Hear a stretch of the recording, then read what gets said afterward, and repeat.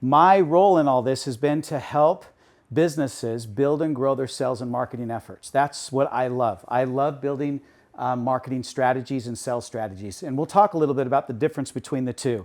You wear the 3 different hats, the most important ones. You wear about 10 hats actually, but the 3 important hats for work is basically the sales hat, the marketing hat, and then the operations hat. You know what I'm talking about? You also have accounting and all sorts of other things that you do, and babysitting and counseling, and what other hats do we wear? Therapy, exactly, those type of things, yeah. But yeah, we do a lot of crazy things to do this business, and we're all entrepreneurs, which is the craziest thing of all. We've decided to go out on our own and not get a paycheck and not have good insurance and all that kind of stuff. But we love it, right? How many of you have rental properties? Good. Every hand should be up, because if you don't, then how are you going to retire? I have no idea how you're going to retire if you don't have rental property. You should be buying properties along the way, and that's why I got licensed. I got licensed because I wanted to buy and sell properties, and I hated dealing with realtors. Exactly. Those real estate agents that take all my money. I go buy a house and I put all my sweat and blood and tears and money into this property, and they want to come and take 6% of it. And what did you do? I mean, come on, there's so much money to me. You guys make way too much money. How many of you feel like you make too much money? Anybody feel that way? No hand goes up. But before you got licensed, how many felt like you're going to make a whole lot of money? Come on, admit it. Yeah, that's your reason for coming in. How many are actually making as much money as you thought you were going to make? No, you don't have to raise your hand on that. So that's why we're here. I want to help you put together a sales and marketing plan, a strategy for making money, but not just for the sake of making money, but actually doing a job, but setting it up like a business. And that's one thing that I noticed as I was helping all these other companies. I worked with these companies and they had a lot of money and they had departments. We had a marketing department, which I was in charge of. We had a sales department. Sometimes I crossed over a little bit, but usually we had sales directors. We had an accounting department. We had operations. We had all these people that were helping all of us, basically build and grow the company. How many people do you have? She laughs, right? She's there with her husband. You at least have one. So we do. We feel like, how many of you feel like you're kind of alone trying to figure this all out?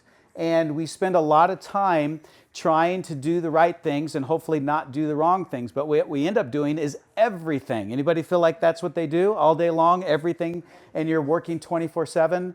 And you wake up in the middle of the night because your brain's racing because you forgot this or need to do that, and it feels like you never end. You go on vacation, but you don't really go on vacation. On vacation, I can always tell the real estate agents that are on vacation because they're usually on their phone and they're doing deals. How many of you, when you go on vacation, you get busier than when you weren't on vacation?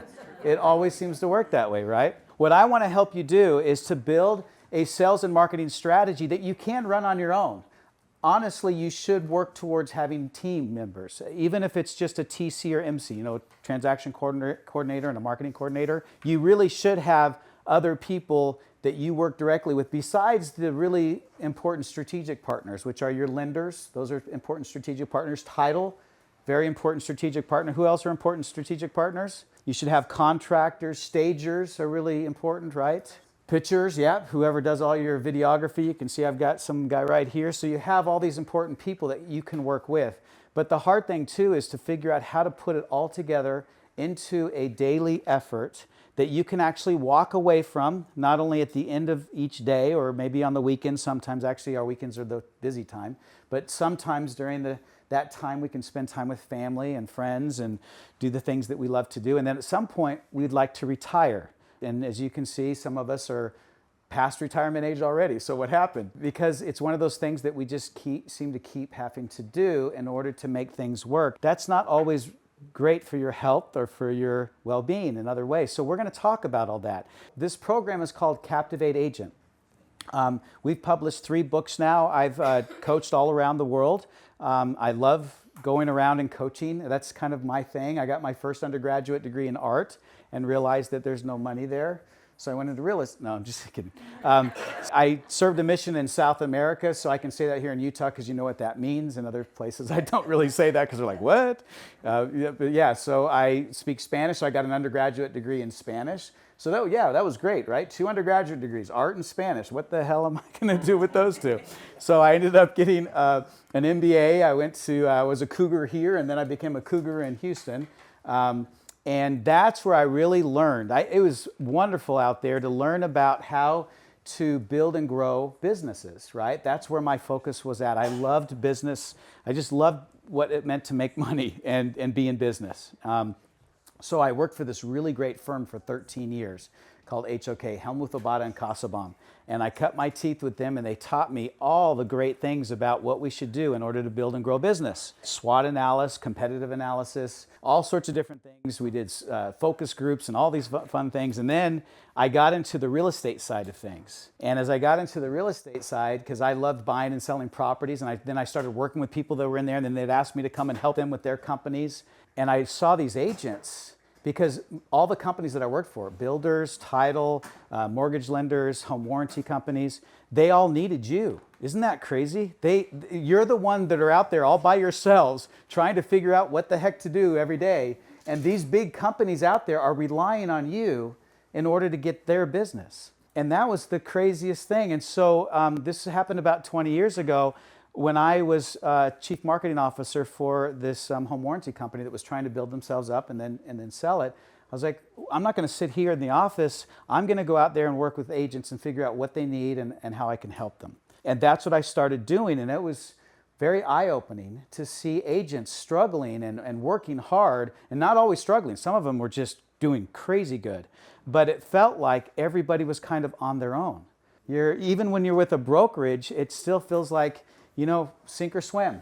Go out. We'll give you some good ideas and figure it out. Many of those that have figured it out, because I worked with these big teams in places all over, guess what they do in order to make a lot of money? High volume, and they buy a ton of leads. There's a couple of groups even out here, I won't give out names, but they're spending over $100,000 a month in leads, like from Zillow and places like that, in order to get an ROI that's going to make it worth their while to do that. And the rest of us that don't like to do those kind of lead purchases and things like that, we're working our SOI. We're bugging our friends and bugging our family and telling our neighbors, and they know 6 people, right? Isn't that about what it is, you'd think? That's what we're trying to figure out. Every person seems to know about 5 or 6 agents, and 3 of them are members of their family in some way, right?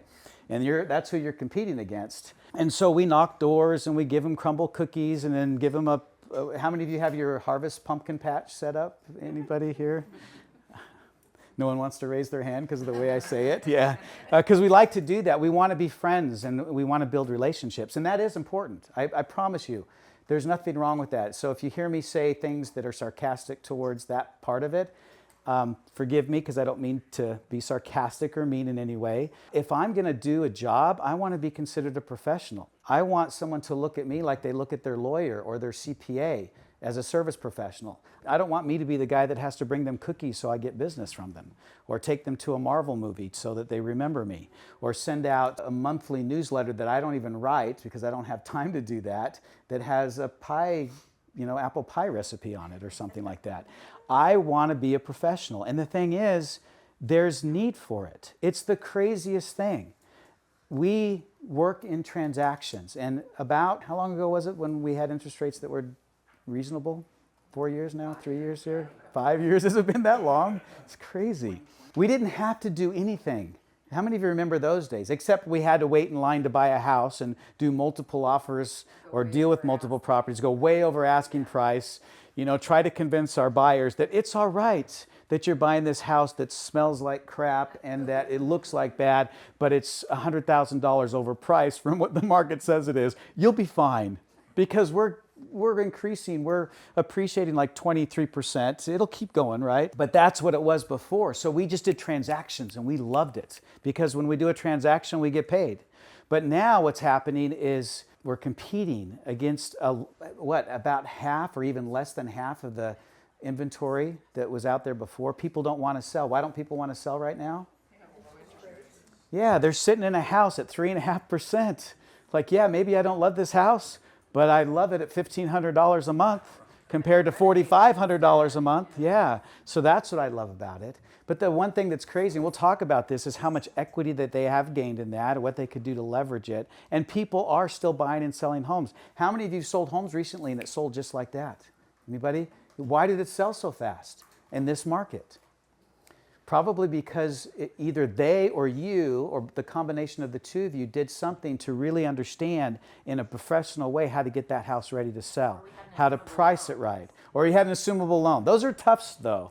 Everyone knows what an assumable loan is, right? If they have no equity, it's great. If they have equity, it doesn't work. Have you noticed that beautiful homes that are well priced, that show well and are advertised well, still sell just like that? I'm going to show you what that means so that you can do it and do it regularly and get more deals out of it. There are a lot of agents out there, and I hate to say it, maybe some of us feel that way a little bit, is we're just flying by the seat of our pants. We're just doing whatever we can with whomever we can for whatever price we can get, and we're all over the place in terms of what we offer. Nobody knows really who we are or how much we cost or anything. They're trying to talk us down on price, and we go ahead and do it because we just need the money more than anything else. And we've created this impression that we make too much money, we're easily negotiated with, and that we really do what? What's the main thing that people think we do with today's technology? We're really good at opening doors. How many of you are like awesome at opening doors? Anybody like super awesome? I'm just so good at it now. I can get that door in a second. Sometimes it's hard if you guys hide the damn Supras in the wrong place or whatever. Sorry.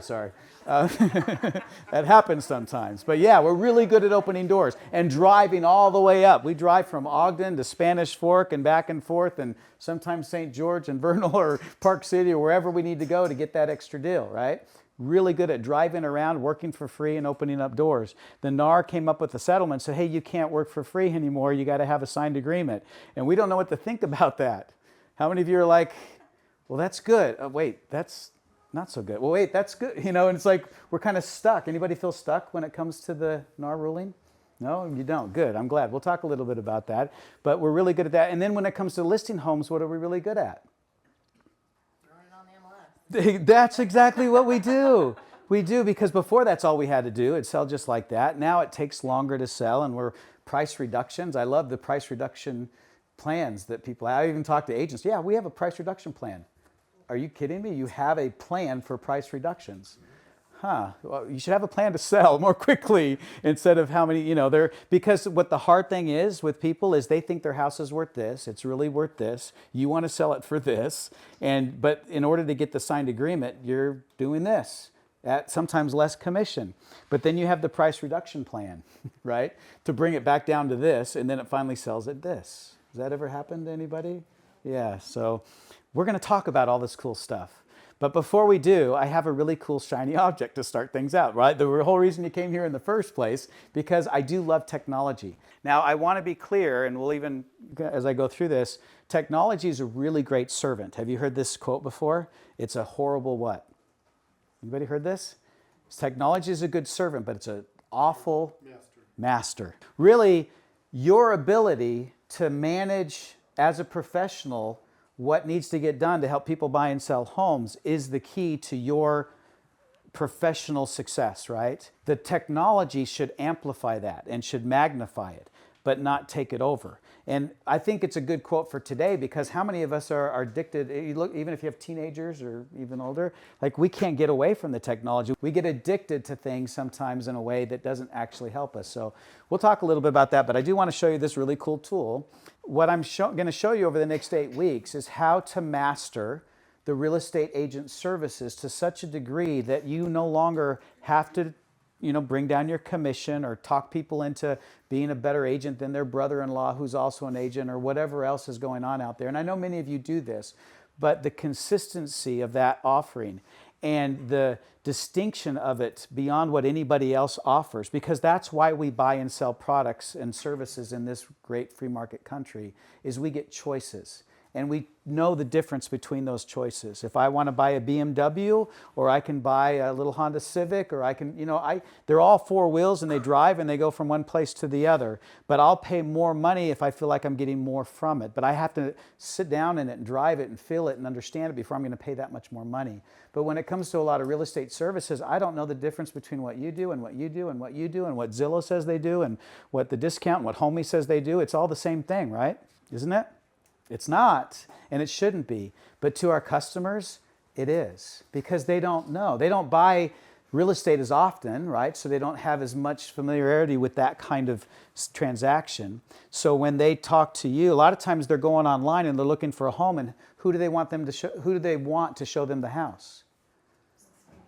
Whoever's available, or the listing agent. Yeah, we'll talk about that too. Whoever picks up the phone. It's really about availability in that sense, because what's the difference? You can open a door just like you open one, and is it really any different? I found the house. Zillow already told me what it's worth, right? So I already know everything that I need to know. I found it online. I just can't get in the door. And so we've got to change that narrative. We've got to help people see why your professional services are so much and more and higher demand, and it's worth what you're getting paid, and then your business takes off. But back to the shiny object.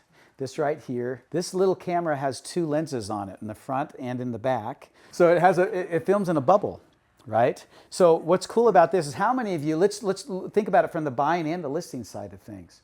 So when someone wants to look at a house, you want them to go in person. They want to go in person. We all want to go in person. It's the funnest thing to do, to set up the appointment, all meet together during rush hour or on a weekend and go through 15 homes. How many of you do that and done that often, right?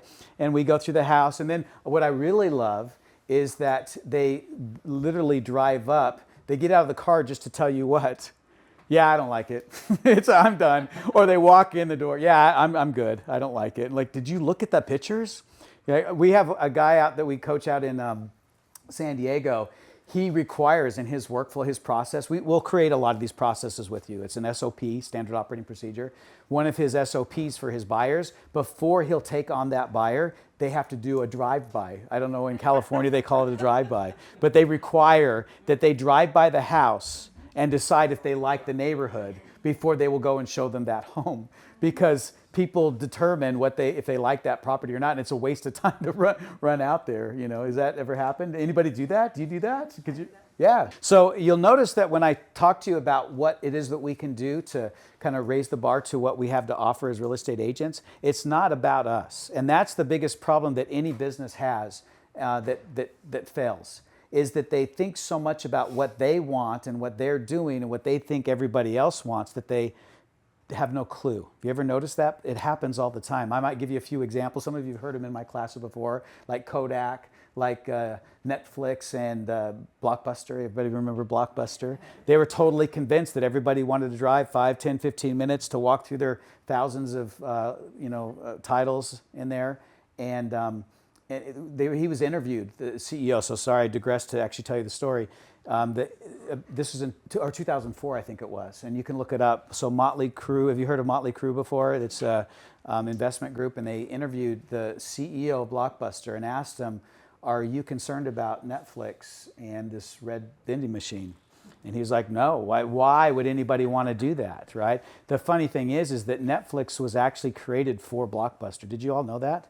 They actually built the company and went to Blockbuster. They were going to give them 49% ownership in the company for $13 million, I think it was, chump change to them. They were a multi-billion-dollar company, and they're like, yeah, no one's going to do that. Why would anybody want to do that? Of course, they didn't have Stranger Things back then, and Wednesday or all these other cool shows, but they didn't have the vision of what was changing, what was happening. And so sometimes we get so caught up in what we think people want, and our industry is a very old industry. But yeah, we kind of have old views or old ways of thinking, and things have changed quite a bit, and they continue to change. So as we understand what our customers want and put our focus on them and really kind of, we have to pivot sometimes, we can then be that forefront agent that they want to choose. And that's what we're going to go through here. But this right here is a great way to go in and show homes. It's been so fun to go out and do this, and we teach our agents to do it. Especially, I love it on the buying side. But we do it on the listing side for advertising. But on the buying side, imagine this. There's a few people that came from Farmington or up north. How long did it take you to get here? Yeah, or if you came from really far south, it's not fun to drive in this traffic sometimes. So what we'll do is we'll find out from the client which homes they want to look at, 5, 10, 12 homes or something like that. Only about 4 of them will actually use Matterport, which I cannot believe. We're not doing it with every single property. So exactly, it's crazy. We'll talk about that. If you want to be cheap, then you should charge less, right? And we'll talk about that. But with this camera right here, you can literally, I walk around a home like this, but I don't do it live. How many of you, if you do a virtual showing, how many of you use FaceTime to do that? Anybody use FaceTime? You have a camera in portrait view with probably not the greatest bandwidth on it, right? So it depends on where you're at or something like that. But even if it's decent, if you're live with them, you're trying to talk with them as you're sending video in a portrait view and they're looking at it on their phone. How many of you try to look at a house on a phone in portrait view and really feel like you're getting a good sense of it, right? So that's what we do, and it's all shaky. We do the Blair Witch shows, with our phones and stuff like that. Well, this right here, I don't have to worry even if it turns like this. Why don't I have to worry? Because it's 360, it creates this bubble. So obviously if I do really big crazy movements, it's going to move a little bit, but it doesn't move much. It's actually pretty cool what it does. And so I can walk around with this. I can walk the house and it takes me 10 minutes. I don't do it with them speaking to me live, because then I can go and do 5 homes. And I can do literally 5 or 6 homes in an hour, or it depends on how far away it is, because most people are looking in pretty much a certain area, right? And then I'll come back to my home computer and I'll set up a Zoom meeting or a Google Meet meeting with my client. And then we'll walk through the homes together and we'll talk about them. And then the cool thing about this is it's not like a regular video, not in just the sense of you having to, turn it around and do this and, walk around and all this. You're just walking around. I don't say anything as I walk around. I might notice something and say something as a note because it does record the voice. And then when I go back and I show it in a Zoom meeting, basically I show them how to put it up on their big screen TV. How many of you cast stuff on your big screen TV all the time? Anybody do that? Yep. If you don't know how to do that, I'll show you how to do that, but you want to teach them how to do it. So you can have these 360 tours that look like this. So basically I am in a video, but look at this. I can look up and down and all the way around and look at the quality of that video. Is that cool? Right? Now, yes, you can use your Oculus goggles with this. If you use your Oculus goggles like this right here, which we'll talk about as well, they're not just looking on a flat screen anymore. They're in the room and you're walking right by them and they can follow you. It's the craziest, coolest thing. This is today's technology. If you're in New York City or some of these other big cities where traffic is even more impossible than it is here, did you know that you usually go into a realtor's office and you'll look at multiple units, like in a penthouse or something like that, with Oculus goggles or with something like this? You will never, oh, look, I moved. I better follow me. Where did I go? Oh, there I am, right? You can look all the way around. And if I'm holding the camera with me, you can say I just set the camera down, which you can do as well, and set it down. But now watch this. I can pause the video, but I can still look around. Right? So it's not like the kind of video where I've got to spend enough time in this area. You can go in a room and then they want to say, I want to look a little bit closer at that stove or whatever it is that they're looking at. And then you can pause the video and talk as much about it as you want. So there's a free editor that comes with it. How many of you are sick and tired of learning new technologies and try to figure it all out, okay? What I'm going to give you all today, because if I went through step by step on how to do this, we would take up the whole class and it wouldn't be as fun, right? So I am going to give all of you, we normally charge for it, but you all get this. It's a video course. Here, I'll actually show you what it looks like. So I'm going to give you this whole course. It's only about 40 minutes total, and it'll go through, it goes to the detail of how to open the battery and put it back in and put the card in and out. And then the question about the software. Who was that? Was that you, Bill? That's about the software. So the free software that goes on your computer, all you do is you have a card reader on your computer. Hopefully you know how to do that, but I even showed it in the video how to do that if you don't. And you put it on your computer, it will, that software, when you open it up, will say, hey, do you want me to grab all those videos that you just did on your 360 camera? You say, sure. Then it comes up and then you see all the homes, one after another, and you click on it and it's right there on the screen. You don't have to edit it, publish it, or anything. You just leave it right in the editor. You hit play, you put it on full screen, and then if you're in a Zoom call, they're seeing what's on your screen, right? It shows you how to do that too. And then you walk them through the house that way. So that's how I do it. I never publish it. So you don't have to go and take the time to publish a 360 video. The only time I ever publish my 360 videos is if it's my own listing, and then I'm going through and I'm talking about the property. And as I'm talking about it, like that one video you saw, they can move around and look up and down. You know how many people like to do that when they're online? Did you know that if you have Matterport and video, and then especially the 360 video from the research we did, people spend 8 times more time looking at your listings than they if it's just pictures. 8 times more time. Now, if everybody starts by doing what when they look for homes, where do they go first? Zillow. Well, Zillow, they go online. Wherever they go online first. If they're going to go online for Zillow is probably the number one. If they go online first, don't you want them to spend more time looking at your property and give them more reason to do that? And that's what this does. But also imagine this. If I have a buyer presentation, which I'm going to show you how to do, we have a class just on the buyer presentation. At first when we did this, we're like, oh yeah, all of our out-of-state buyers are going to love this. And they do. But you know what we found who loves this? They live an hour away. They live 45 minutes away. Hey, yeah, I like that house over there. Can you go do your little magic on that house? And then we'll all sit around our couch and cast it up on the big screen TV and sit there as a family and watch it, so I don't have to put all the kids in the car and drive down there during rush hour and look at that home, right? And they love it. And we can do that with this camera. Isn't that cool? So on your phone, there's an app called SKOOL. If you will download that app, do it right now. You got internet in here, right? Or you got it on your phone. Or if you want, you can go to skol.com and then /Captivate-agent. So this is what it is. Here's Captivate Agent. You have questions, comments, thoughts. How do I do this? Where do I find this information? We want to help you.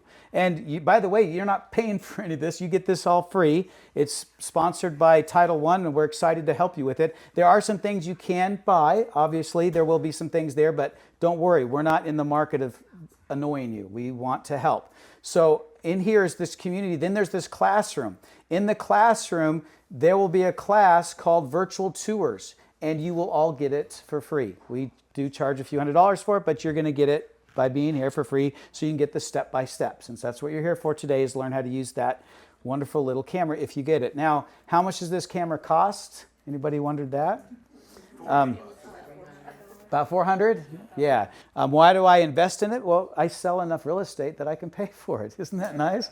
I no longer work with a mortgage company as their CMO. You might know who that mortgage company is. The owner of that company, because of how successful Captivate became, he came to me with the president of the company and one of the other executives and said, you know what, we think you're so good at what you're doing, which I'm not saying I am, but they thought I was and I didn't disagree. They said, we're going to pay to have you spin off Captivate into its own company. So now there's no affiliation or tie-in to any mortgage company or anything else. We actually created or built our own software suite that actually executes everything. So for those of you that have been through my course before and you're like, okay, I love all those ideas. How the heck am I going to do all this stuff? We actually set it up so it's all automated. You remember the 6 ads over 5 days up to the open house? Remember all that? Now it automatically creates the landing page, the single property website, instantly from once you, it's like 5 minutes from when you put it up on the MLS. And then there's one button you push and it does all of your ads. It's crazy. You just tell them how much you want to pay and all your ads are done. So those are the type of things that we've done. I'm just going to show you some of the best practices and things to do. This is one of the best things you can get for yourself or your business. Not only is it going to help you with the actual service delivery of helping people look at homes the way that I told you. And again, that video will step you through the little nuances. We go step by step through it. And then once you've done it a couple of times, it's super easy. How many of you would like to do that with your buyers? Isn't that cool to be able to do that? Now, if you have sellers, we do this when we do our listing advertising, because I can do a 360 video. And when I go and tell my sellers that I'm going to do a 360 video of their home with all the other things I'll be showing you, that's how we win listings. We don't win listings with resumes and CMAs like the rest of you do. Sorry to say that. Most real estate agents go into a listing presentation as if it's a job interview. How many of you feel like you go in as a job interview? Yeah. and you show them your resume. What's your resume? Oh, this is how long I've been in the business. There's my team, and here's our little marketing thing, and me, and us. And we talk about all these things that are really about trying to impress them so they'll give us a job. And then they argue with us about what? Two things. Commission and price of their home. And then we do whatever we need to do, and we say, okay, just to get the job, and yeah, you know the drill from there. We completely change that around. We're bringing Oculus goggles and this to our listing presentations. We're showing them what we do to help them sell their house faster and for more money, and it actually works. Using today's technology that blows them away because it's tangible to them. You know what's not tangible to them? What you do. They really don't know what you do. How many of you feel like your clients have no clue what you do? You ever feel that way? And it's true, they don't. And if you can't give them some evidence, some tangible, something that they can relate to, they understand, they can put their hands on, of what you do, then you're not any different than any other agent that does whatever it is that you do. Well, you fill out paperwork, right? I tell you what I want you to put on the paperwork and you fill it out. Can anybody do that? Sure. You can open up the door, you can fill out paperwork, you can put a sign in the yard. If you're a really good agent, you don't even do any of that stuff. Yeah, you have all these other people. How many of you know someone that they have a company that puts the sign in the yard? They have an MC that puts the house up on the MLS. You know, they have a company that takes the pictures and then gives them to the MC. Like literally, they see that agent when they go in for the appointment to close the deal. And then when's the next time they see that agent? At closing, most of the time. All the time? Not always all the time, but most of the time. How many people do you think right now are sitting in your SOI, in your database? But they're real people, by the way. Did you know that? They are real people, not just database. Yeah. These real people are sitting waiting for what? And then what are they going to do? Yeah, they're going to want to go do something, and guess who they're going to hopefully call? Me. Yes, and if they call you, do you know what to do and how to help them? Well, if you're not, you should be ahead of that. You should be talking to them now. How many of you have people that are like, I'm ready, I'm ready, I'm ready. And then what's going to happen when the interest rates actually go down? Fire sale. Yeah, and the prices go up. Yes. And then they're like, oh crap. I should have bought. Yesterday. Yeah, isn't that nuts? If you're a professional real estate agent that helps your clients get the best they can for their money or make the most they can for their money, you should be buying now. I just bought another investment property. Hopefully you're buying investment properties on a regular basis. I just bought one in Silver Lake by the LDS Temple out there with a view, 6-bedroom, 4-bath house for $480,000. Now, 4 years ago, that sounds crazy expensive. Right now, for 5 years? No, maybe it wasn't 4 years ago. Now, if it was the interest rates for 4 years ago, it would have sold for $550. Guess how long it took me to get a renter in there? 2 days. I literally put it on rent or had it rented for $2,800 before I even closed on the loan. And then they moved in right after that. I love rental properties. And I buy lots of rental properties and I sell them too. And that's one way that I make money, and hopefully I can do this, right? I'm going to teach you how to do it. Are you excited? Okay, so if you get this app, or you get it on, you can go online and get it. If you go to school.com/captivate-agent, then you can get access to all of these resources I'm going to tell you about, because I will point you there a lot and say, go there to get the step-by-step. And you're fine, you can take as many notes as you want. I'll try to give you as much information as possible, but most likely I'll miss things, you won't catch everything, and that's what that's for. Now let's go to the next part of what I'm going to teach you about that goes along with this camera. Now, why do I still have my X3 and didn't trade it in? Because it works. It works great. And why not get it? It's a lot cheaper if you just get an X3. I like the X5 because it actually works a little better when it comes to the processing of really high resolution images. So I want the highest, best resolution of the images. It's just a little better, so I went ahead and paid for that. But I still have my X3. Is this the X3? Yeah, this is the X3 right here, because it's the only one that's still compatible with Matterport. I can do my own Matterports. And so I actually have someone else that I have go do that, but they use this for it. They don't have to have those, remember those big boxy cameras, and you have to go, and it works pretty much just as well. It's a little bit less clear, but on the computer and on your phone, you don't even notice it. But I walk around the house, and I can just walk around, and I just casually walk around like this, and I can just walk through the entire house, and then I'm done in about how long does it take to walk a house? And why do I have to not stop and say something and really like, okay, take a long look at this? Because you can pause the video, that's right, and then you can look at it. Now, because these are other people's listings, other agents' listings, I can't publish it anyway, right? So just so everyone's clear there, and if there's any brokers here, please don't turn me in if I made it sound like you could do that. You can do this. If you want to tell the listing agent, we'll tell them and stuff like that. As long as it doesn't go outside of the purview of your buyer that you're under contract with, you're not breaking any rules, right? But if you do publish it and you don't have a permission from the listing agent, you can get yourself in trouble, so don't do that. But with my own listings, then you can publish it. And then the publishing part of it is another video. We'll talk about that later when we get into the listing side of it, okay?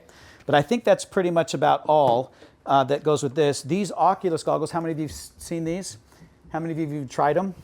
Yeah, they're pretty cool with real estate. It's really awesome. They're actually really cool for homes if people like them, but if you bring them to your listing presentation, which we'll talk about, and you show them what you're going to do for their home. We have 4 of them, I think, between the 2 of us, and our buyers want them so that they can look through them. Yeah, do you? You just leave it with them, and they love that. So those are one things to set yourself apart. But what I'm saying is they're not probably promoting it, showing it. You have to show them how to use it, right? You have to give them a reason, and then you have to go out there with it. I went out to one of my clients, and we were looking through mine. And he had his kids had one of them, so his wife got the kids. So they're all. So the husband, both of them were looking at the same house at once. That's so awesome. Love that. Yeah. And by the way, Mark's been through the Captivate program at least once, if not twice or something like that. So this is where he's learned that. We have other people that have been through the program multiple times. I think the most I've ever met, I met someone that had been through the program 6 times. But now what I hope is that you don't have to do it so many times because we have the resources like what I just showed you so that you can go back and refresh on the things that you need refreshing with, okay? We are going to talk about this life cycle. So for those who haven't heard of this before, most real estate services with a real estate agent are what you'll learn from coaches, right? And what you think about in terms of business is what's called a pipeline. If you don't have leads, what don't you have? Yeah, business, sorry. If you have no leads, you have no business. And some of you feel like, how many of you feel like you don't have any leads or business, right? We need to change that. You should be doing 2 to 3 or 4 deals every single month consistently, and we'll talk about how you can do that. We have someone here, and I won't point her out because she said not to, but she went through the Captivate program last time, and she made a goal for her annual, what she wanted to do, which is a pretty aggressive goal. She's already doubled it within this year so far. And she's only doing listings. She did primarily buyers before that, I think is what she said.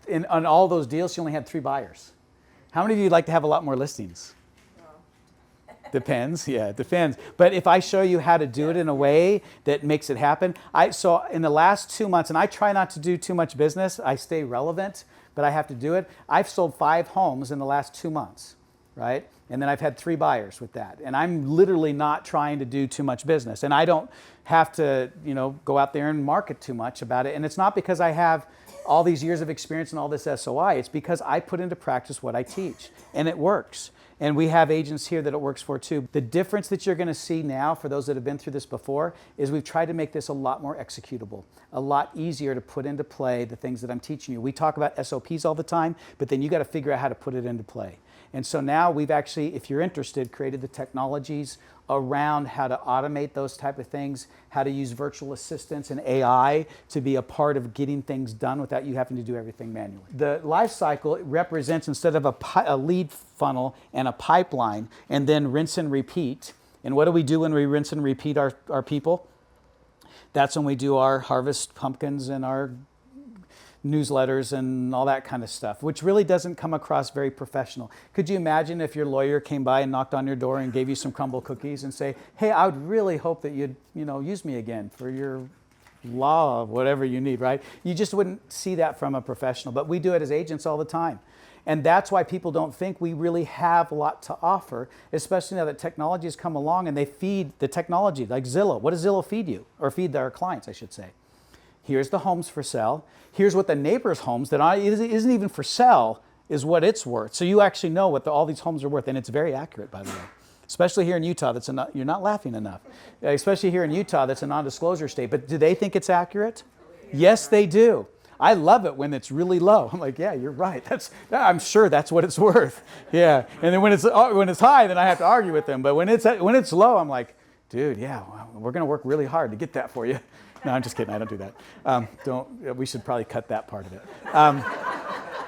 The idea is that we want to get people to love working with us, not because we're good people. That's a status quo. If you're not an honest, good person that's friendly and communicative and all the things that we think are important to our clients, they expect that from you. And believe me, they think that 5 other people they know in their little sphere of influence also is a good, decent person. For the most part, it's hard to compete that way.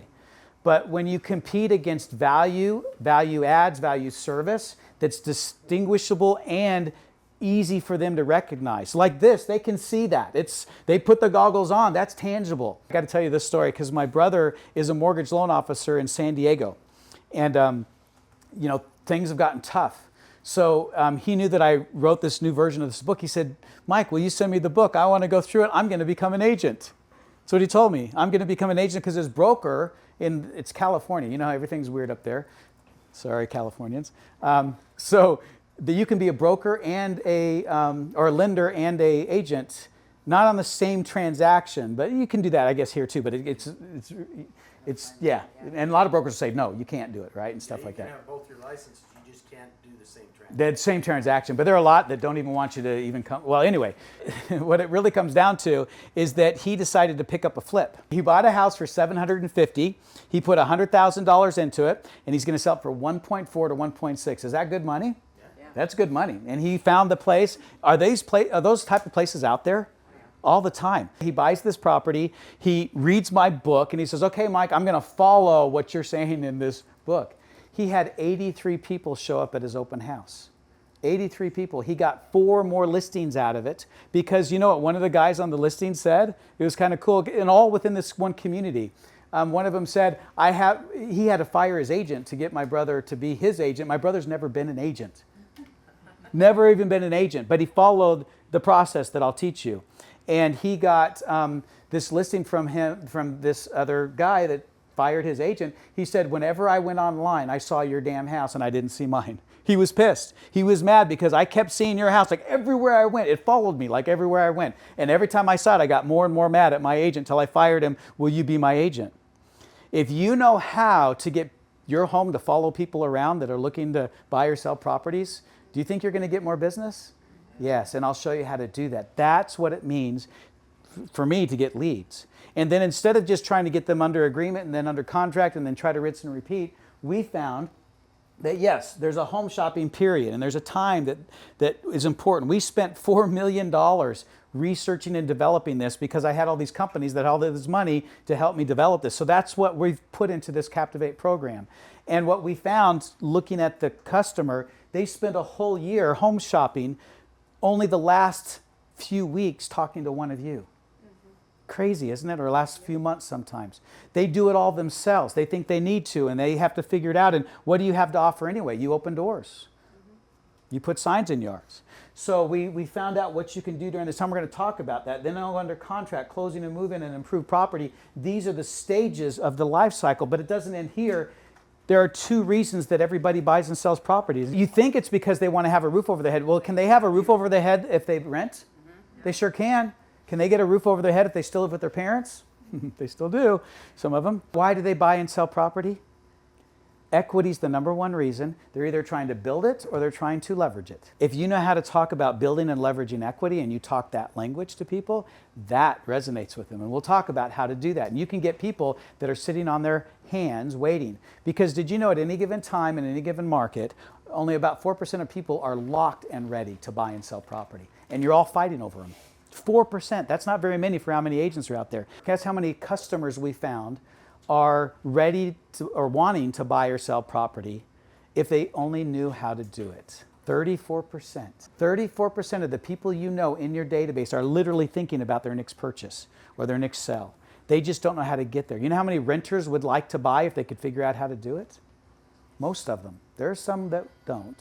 Kind of quirky people, but no, I'm just kidding. The rest of them, they do. They want to buy. They want to sell, but they don't know how and they need help. And we can help them. So let's talk about when we did this research. First of all, what do you want? Because we do have to meet our needs for what we're doing. This is our business. If I can help you over the next 8 weeks to get what you want, what is that? You want more business for sure, right? So how many of you would like to have 2 to 3 consistent closings every single month consistently every single month. I'm not talking about 5 this one month and then 4 months later another 5, you know. I'm not talking about 1 and then 2, 3 months go by and then another one. How many would like 2 to 3 consistent closings every single month that they can count on?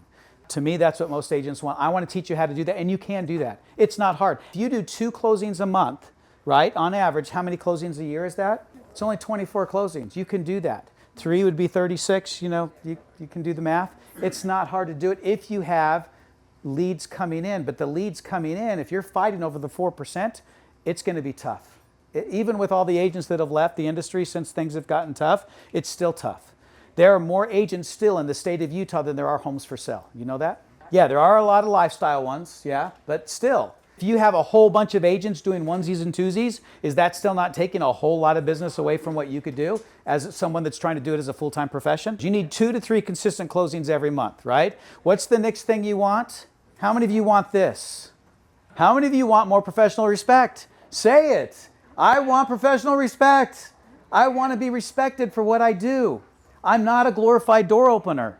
I'm not someone that just tries to be nice to everybody and puts out social media posts trying to help remind them that I'm an agent, so they'll choose me to be an agent, and then they choose me to be an agent, they still don't know what the hell I do, and then I do it, and then I get paid, and they think, oh my gosh, I can't believe I paid them that much money. Or the buyers that think, I don't really care because I didn't pay them.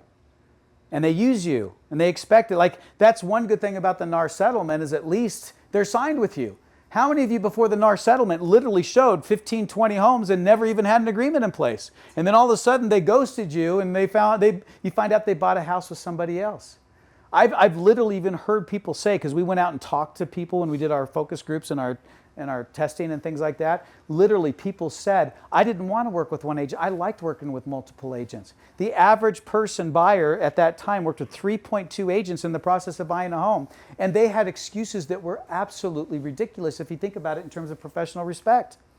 I want you to jump in your car, waste your time and your gas, and run up and show me this house, but I don't even intend to buy from you. My brother was just out of town, and I couldn't call him, and I wanted to see this house.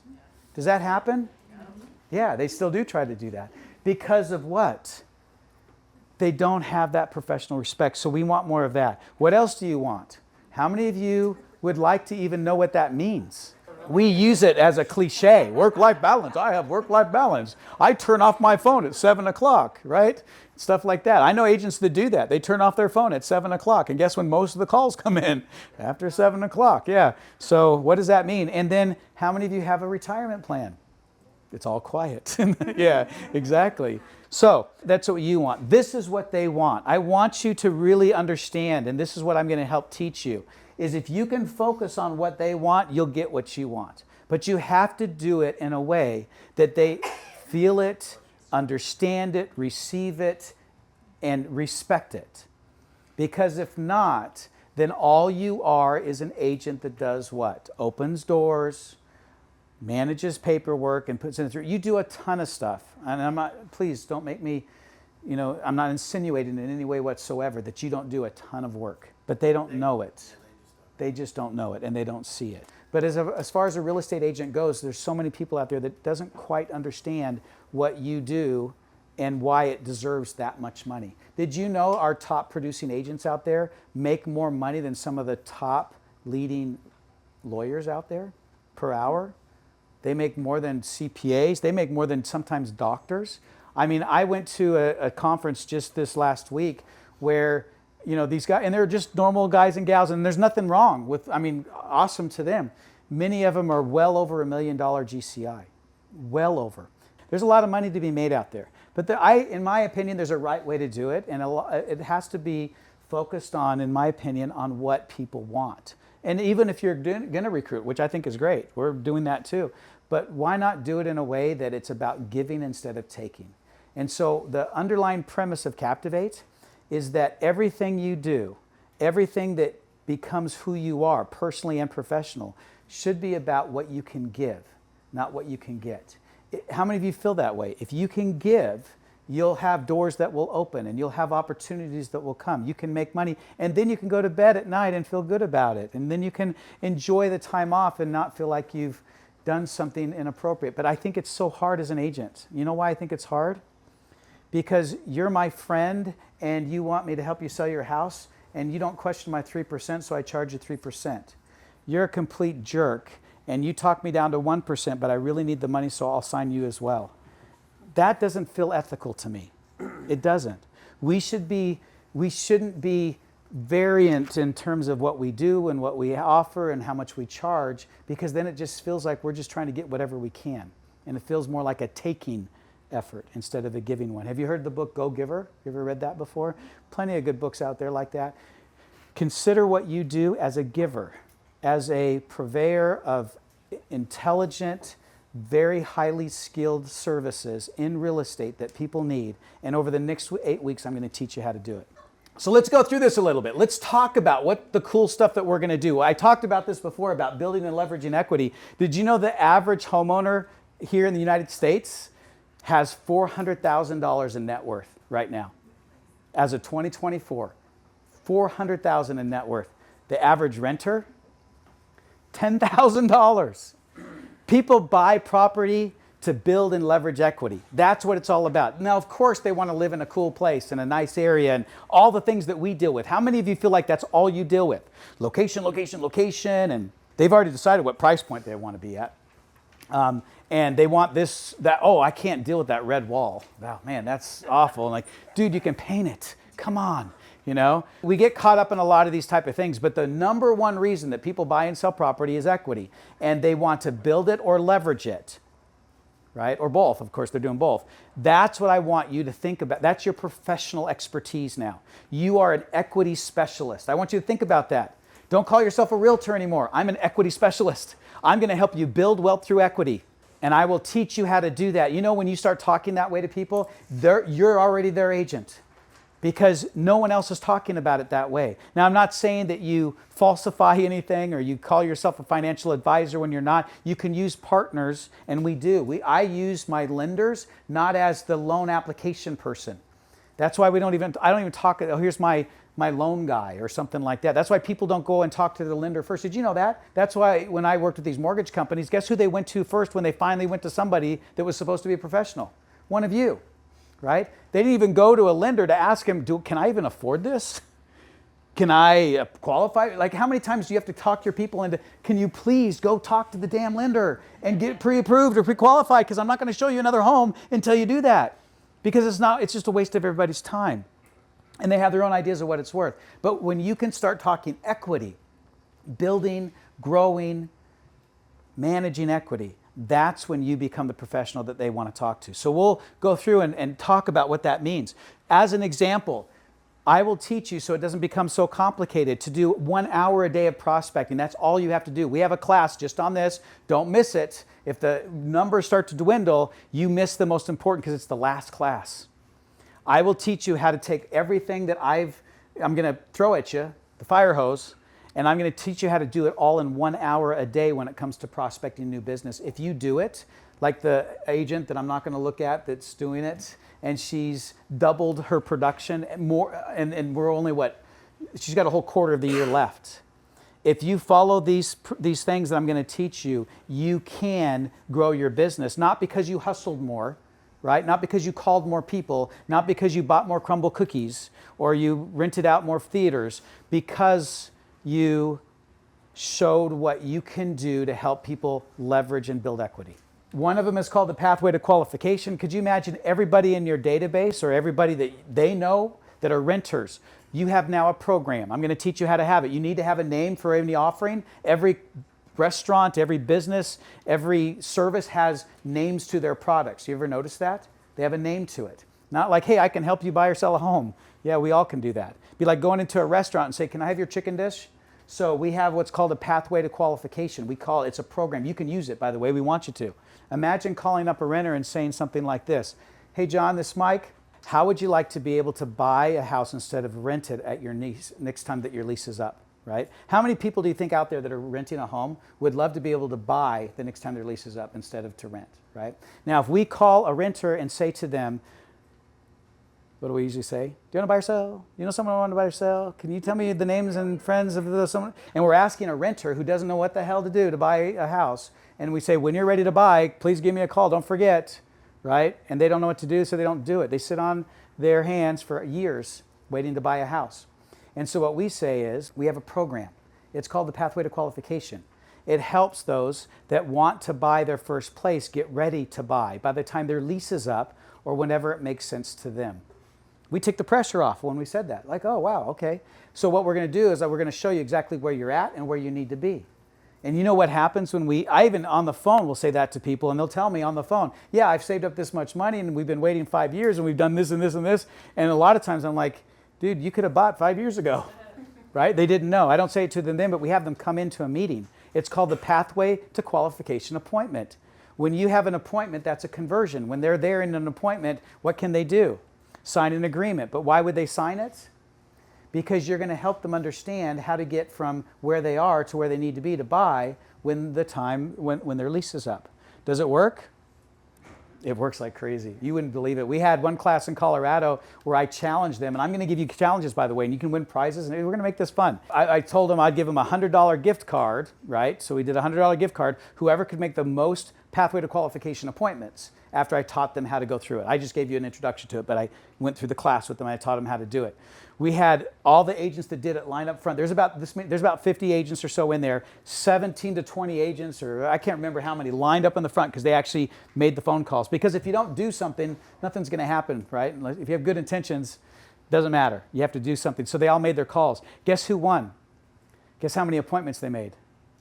That she made in 1 week, in 5 days actually, from the time they started to the next class. 22 appointments.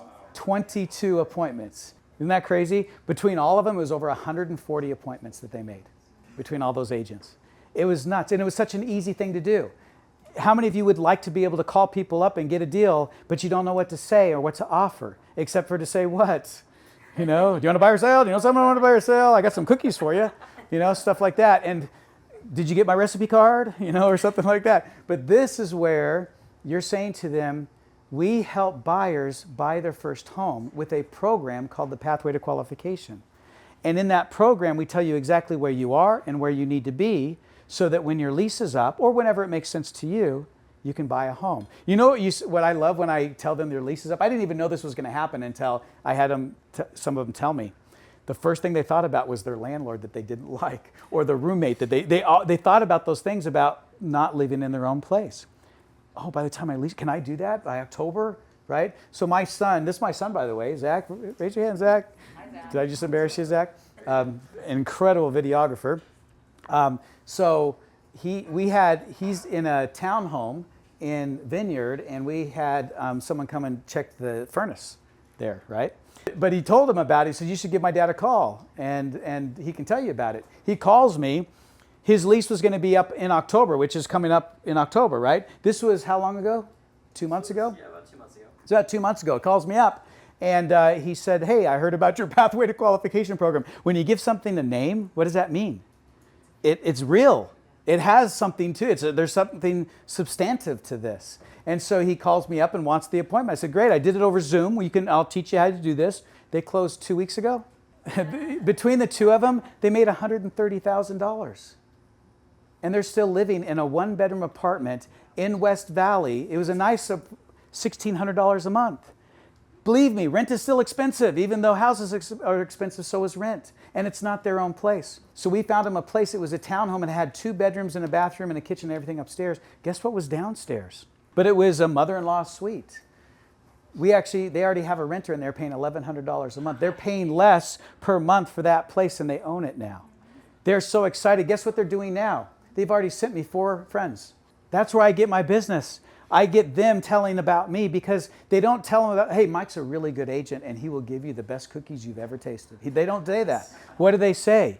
He has this program. He has a program called the Pathway to Qualification, and he gets people into the first place. And if you want a rental, he can do that for you too. That's what it means to help people build equity and leverage equity. And then on the other one's called the Home Equity Assessment Program. All the others are homeowners.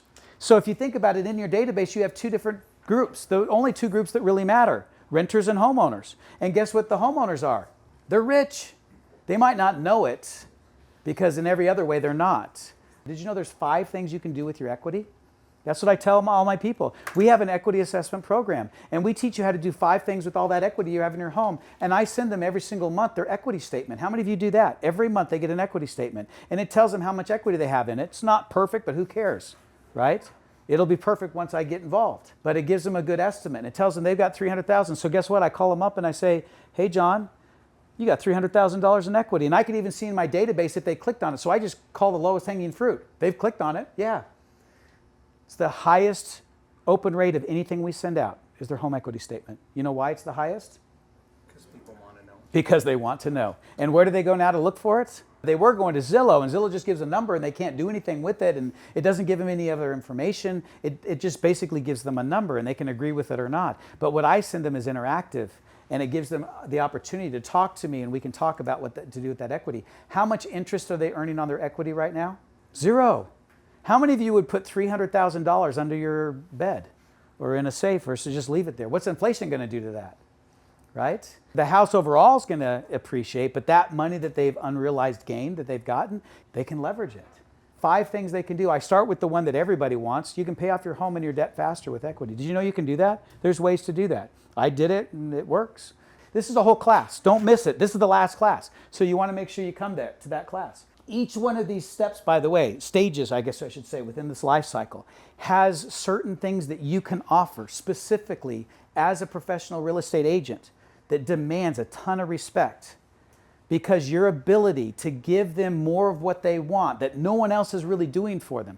It's a $2 trillion industry out there, and I'm telling you, most agents have no more skill set than literally pushing through paperwork, opening doors, and putting signs in yard, and let the NAR and the MLS do the rest, in a sense.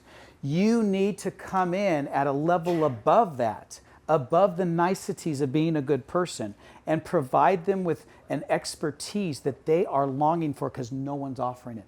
And how many people, and you know them because you've worked with them, have made some of the dumbest financial decisions you've ever seen? And many of them fell into a really good decision because they did what? They bought a house and lived in it. Is that not the best financial decision that most people in this country make? Literally. If they buy a house and live in the house, that's why the average net worth is $400,000. It's not coming from other financial decisions that they're making that are so great. They are literally, most of their, 87% of America's wealth is in real estate, in their house. That's what's beautiful about this. But they need help understanding what that means. Now, when they go through the process, their home shopping, they're actually spending, like I said, several weeks looking for homes with you. They use 3.2 agents in the process. Now they have to be contracted. If they are, how many agents are not even still doing it or loosely doing it? And then customers too, they're like, I don't care. Could you imagine walking at a dealership and say, hey, I found this car, can I go look at it? And he says, well, sure, but we need to sit down for a second first. And you go and sit down like, okay, before I can show you this car, we need to have an agreement in place. And if you want to buy this car, great, but if you want to buy any other car, then I still get paid for that, even if you go somewhere else. What does that sound like to a customer? It sounds absolutely ludicrous. It sounds crazy. You've got to communicate why they should be working for you beyond just what they thought you were there for. I just want to look at the damn car. Please, can I just look at the car? Please, can I test drive your car? Because if you're not going to let me test drive the car, I'm going to leave, and I guess I'll have to buy from somebody else. They don't do that, but we do.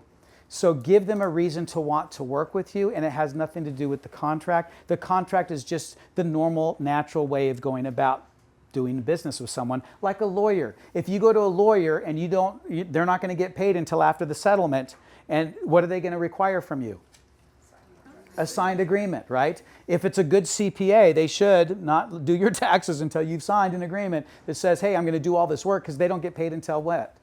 Till the transaction's completed. So there's nothing wrong with that. I love that part of the NAR ruling. But what I don't like is that most agents are trying to figure out, how do I provide a value that makes sense to my client to give them a reason to want to sign it beyond me just opening the door of the house they found online. And that's why open houses have now become, we'll talk about that, so popular, because they don't want to sign an agreement. Yeah. I've already run into 2 agents out there that are out showing homes without. Yeah, there's many of them actually. They're very quiet about it. I wonder why. They're very quiet, but they do, because they don't know how to give someone that compelling reason. Like, yeah, I'll go ahead and show you the house. And how many people are looking for those agents? A lot. I mean, all my listings, guess what? Every single one of my listings, and I'll show you how to do this. I get a ton of people at these open houses because they're so hot right now, because no one wants to sign a contract. And they're like, hey, I like your house. And they're asking all these questions. And I have to tell them what?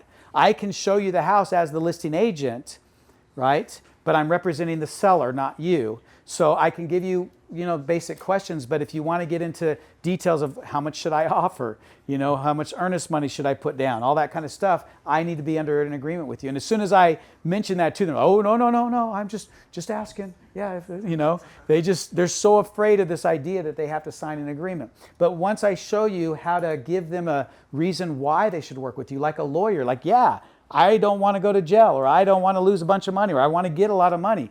I will sign this agreement, but I believe you're going to be able to do this for me. That's the kind of presentation of services you need to give them for them to want to do that.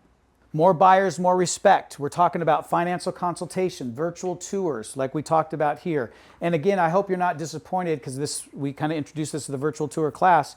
You get the whole course. Please take advantage of that when you get home or whatever. It was just, if I went through step by step and tried to show all of you, here's where you open it up and here's where you do this, it would be hard. So please watch that to get the details of how to do that. It's not hard. Once you've done it one time, it's easy, but it's super important to do virtual tours.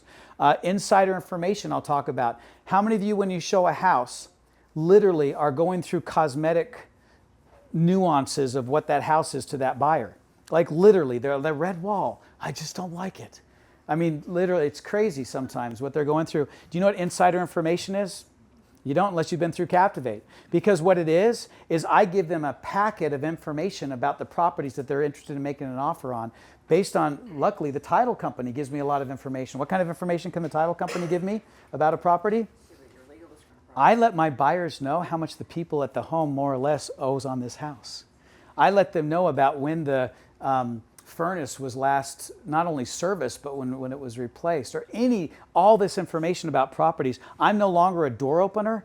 I am their advocate to understanding the really important and very, kind of like with a lawyer, like, yeah, dude, I could have found that information out myself. You want them to do more than what you could do yourself. Get information that they don't think they even have access to, and you actually do, especially if you have a really good partner as a title officer. So take advantage of that, and I'll show you how to do that. Transaction mastery. How many of you feel like you have it mastered? Probably most of you, because if you don't, you can't figure it out. But every transaction is a little different. But how many of you ever get to the point where, like, oh, I forgot this, oh, I forgot that, and we're making excuses and we're trying to figure out? If you don't have a system in place that takes every step and reminds people of what's going on, how many of you have done everything right, but your client is still pissed off because they haven't heard from you in the last 3 days?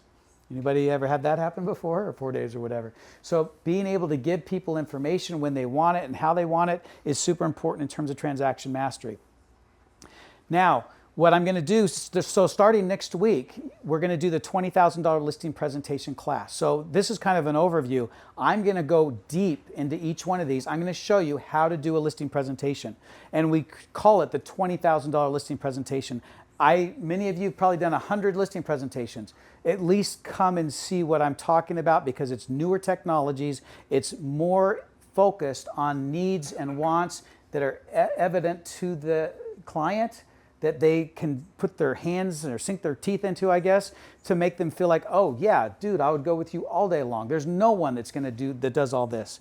That's when you win a listing, when they don't see you like they see everybody else. And so when you learn how to incorporate these things beyond the standards, beyond being a nice person, beyond having a resume, beyond doing a CMA. By the way, I'll show you the best CMA out there. It's a digital CMA. No, you should never print out a CMA. Don't ever print out a CMA. You have a little picture and a bunch of text, and they're supposed to compare their house to all these other homes, and usually we don't even do it in color. And it's like, that's not my house. My house is better. My house is worth more. So guess what? When I put a CMA together, it's digital and it sends to them digital. They can click on every single one of the homes I'm comparing it to, and I let AI do it. It takes me 2 minutes. And I let them look through it, because they want to do that anyway. They already think they know everything anyway, so why not give them better information from me, right? So they click on it, and they can click through the pictures. It's the coolest thing when I come back and talk to them about what we should list their house for. And they click on that and they say, oh, my house doesn't look that good, so it must not be worth that much. So we're going to go through Listing Mastery. It's going to be the $20,000 listing presentation. That's next week. I'm going to teach you about a home tour that actually seals the deal before you even sit down and talk to them. And it's not the kind of home tour you've ever done before. It's the kind of home tour that generates trust and understanding about what they want, and it puts the focus on them instead of you. Most agents walk into a presentation and they talk about what for the first 20 minutes of the presentation? Themselves. I'll teach you how to make the entire presentation about them and their house. You will win the deal just from that all by itself. Then I'll show you how to go into the presentation and seal it, okay? So we'll talk about the home tour. I'll tell you about a listing report. Did you know that I don't even give them a number to list their house at, and I have them sign the ERS? And I don't even give a number. Most of you are thinking, what the heck? How do you do that? That's the elephant in the room. And how do you get that to happen anyway?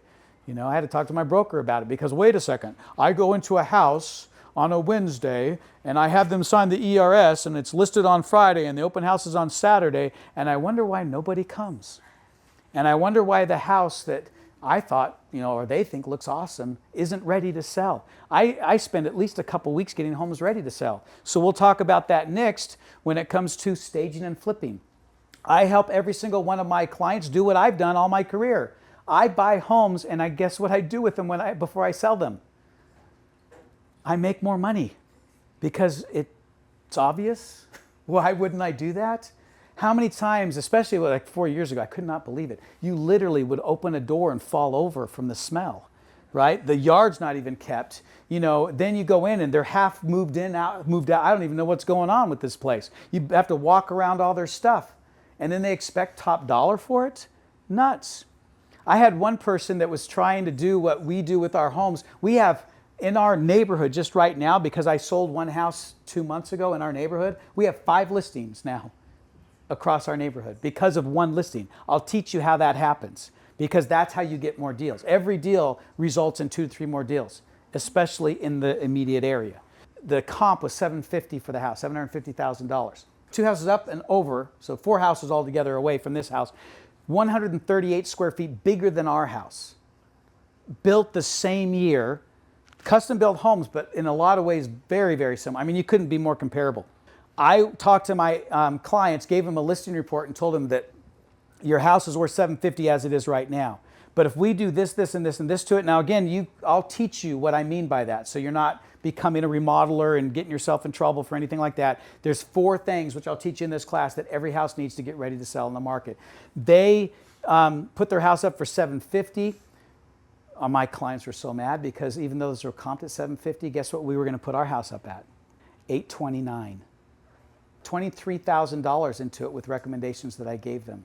Their house, just long story short, was under contract in 2 days. Our house, 2 days. So we did have the open house. We had a lot of people at the open house. We got more deals from the open house, but is $829,000. The other house, they dropped, well, but right before our open house, they dropped to $700. They'd been on the market for 3.5 months. They went all the way down to $675. Then they took it off the market and then decided to remodel it. And they spent $80,000 to remodel. They did all the wrong oh man, so crazy. They spent way too much money. And then I met with the owner, because I know them, they're in this neighborhood that I was talking to them, and they had an agent, so I wasn't trying to give them any suggestions or anything. Like, oh, cool, you're doing some cool things to your house. So at the very end, they took down walls, they put in an island, did all this cool stuff, and it was great. But guess what they didn't do at the very end? They didn't stage it. They had an open house and nobody came. And now they're listing it at $775. We sold our house in that first week for $829.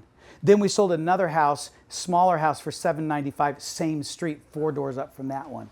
And then we have 2 other houses on the same street for sale, and then we've had 3 others that are very close in the neighborhood. It's crazy how offering services, professional services, not only gets you more deals, but actually works. And we just used what we already knew worked because we did it as investors. I would pick up homes all the time, you know, long before, even back in 2000 before the crash. We used to pick up homes, literally pick them up because they didn't stage them or do anything to them. We would do our 4 things that we figured out way back then. I've literally picked up a house and put it back on the market within a month or a few weeks and made $100,000 on it, or $80,000. It's crazy how a house that looks good, smells good, sells faster and sells for more money. So we teach agents how to do that. Listing advertising. If you put your house on the MLS, congratulations. I know it's really tough. So hard to put it up on the MLS. Another sarcasm. MLS is not enough anymore. Did you know that? It's not enough. We get about half of our buyers now from social media advertising. I can target people that are looking to buy in this area for this kind of home, first time, starter home or luxury home or something like that, and they're going through Facebook or Instagram or TikTok even, and all of a sudden my home shows up, just like I was telling you about my brother. Their home just shows up. Why is it showing up? Because social media knows everything about us. And it shows up. And I know how to help you do that. And it shows up. And then, you know why we get 50 to 60 to 70 plus people? The most we've ever had at open houses is close to 200. We're trying to break the 200 mark. Would you like to have that many people at an open house? Guess where they come from? It's actually pretty cool. We have a whole class just on that. But I'll show you what's so good about that is most of them are unrepresented. Why? Because if they're represented, they're not coming to the open house. The agent's going to make an appointment to come to the property. But we do it for all the other people that are on social media. Hey, honey, look at that. It's the coolest thing when I put it out there and I see like 15 shares. Guess who they're sharing it with? Their spouse, or their partner or their friend or someone that they are now looking for a home. So it works. So I'll teach you how to do that. The advertising leads up to the grand open house. I'll teach you how to manage that. Open houses are super hot again. They've always been hot for us, but they're even hotter now with unrepresented buyers. Tons of them are coming through because they don't want to do what? They don't want to sign an agreement. But again, you know what that means? And I don't know how you feel about this. I'm fine with it because my sellers are fine with it. My sellers even ask me nowadays, hey, please find a buyer. Because I discount a point, if I find a buyer, I double side a lot. Now I do it legally, ethically, talk to your broker. Please don't get, me in trouble or you in trouble.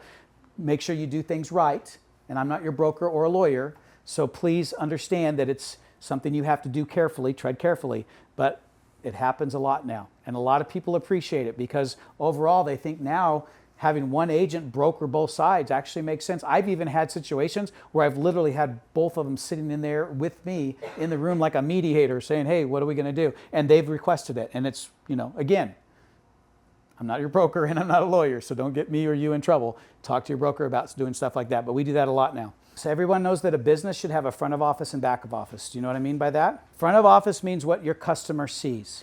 If you don't have your own IDX and VOW website, if you don't have the ability to send out home reports and property alerts and have them come back to you, and you have converting landing pages, you're losing a ton of business. Just the setup that we have right now, when we have agents set it up and put their people in the way we show them, you're getting 2 to 3 deals a month just from that. There are people in your database or people that you know right now that you can put in there that have been waiting for you to come and let them know what they need to do to get to that next step of home ownership, and they want to do it. And if they say they're waiting for interest rates to go down, it's because no one's talking to them about interest rates is just one little component of the whole setup, right? If you buy right now, what are you getting? A great deal. It's called acquisition. You've heard of that, right? The acquisition cost of a property. Acquisition costs are really low. How do you know that? How many of you would have asked for concessions 4 years ago? Seller concessions. You would have? They would laugh at you. They would have laughed at you, right? Exactly. That's right. That's right. You're probably hitting the rim on every one of those 4 years ago. Right now, they're swishes. Why are they swishes? They're right out there. We actually have, look at this. When we talk about lead generation, I want to show you something that's really cool right here. Imagine having a website that has this. Here's all the open houses this weekend in the Wasatch Front in one place. And then we have ads that go out that say, hey, it says this basically, want to do some window shopping this weekend? See below for all the open houses in the area. Save your open house search where you want to shop and get notified when a new house comes up and is listed.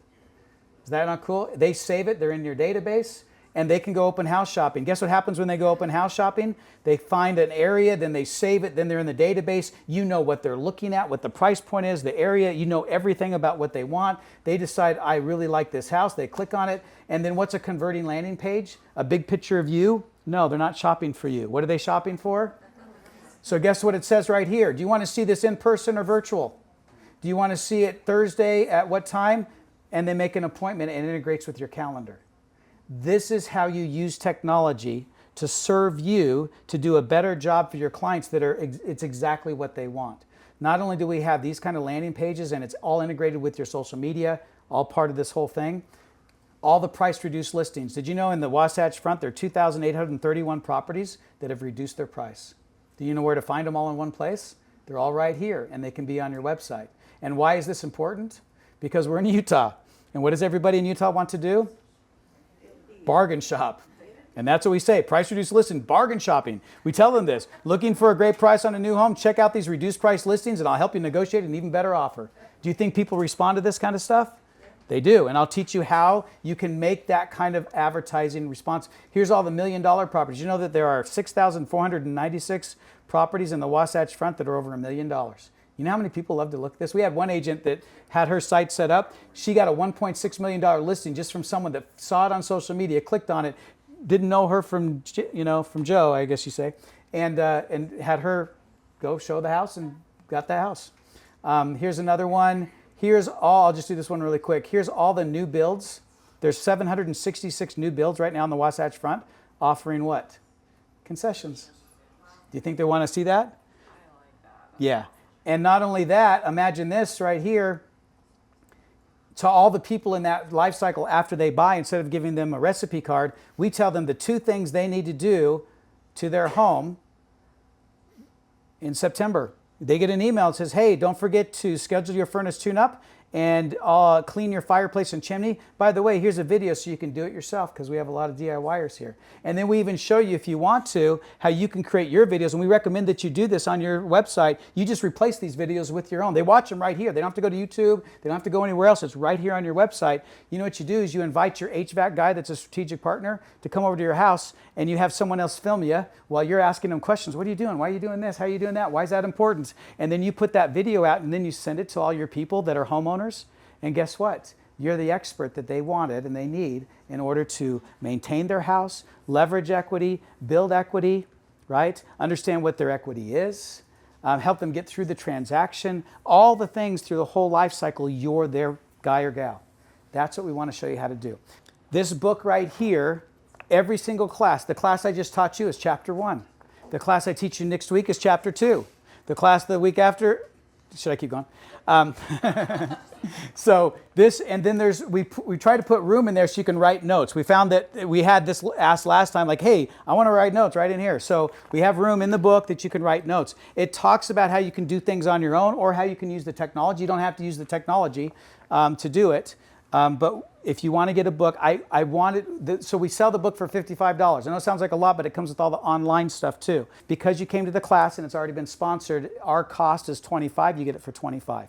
So I'll have Jeff come up and explain how you get the book. And we have enough copies here that you can have it right now, and then you won't have to wait for it to get shipped if you would like it. But what I would love to have you do, so this is the challenge.